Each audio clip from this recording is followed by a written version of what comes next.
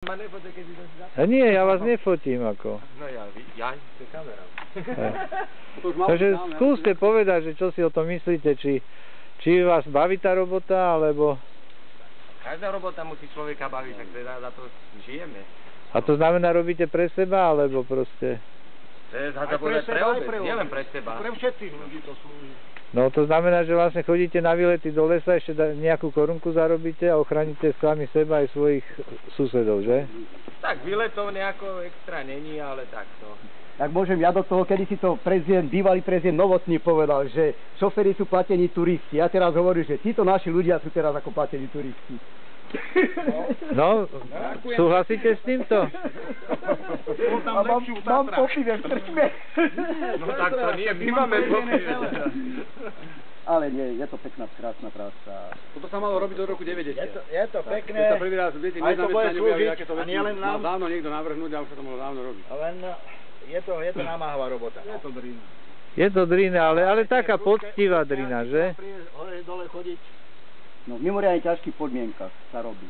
Iné, keď ako sme, ja som bol v tom, bože môj, kde sme to boli tam? A to východe? Na východe, kde sú. Slávkov.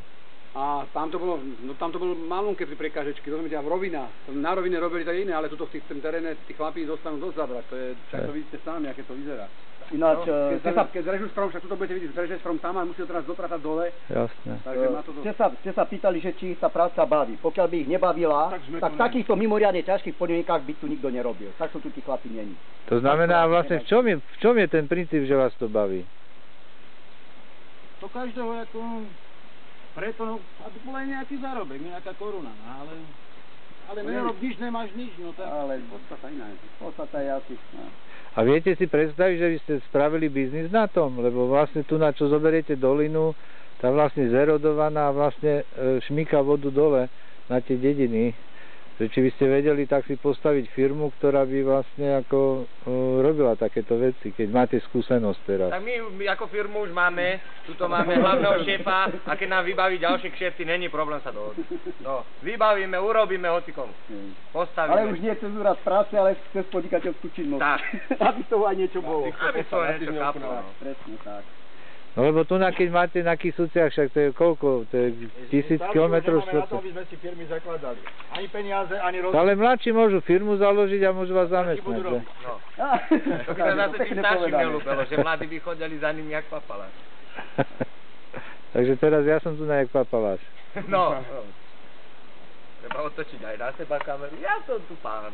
Ale väčšinou ináč sa hovorí, že chlapov netreba chváliť, lebo sa pokazia, ale myslím si, že za túto robotu nejakú veľkú kritiku si nezaslúžia. Že skôr za to pochváliť. No.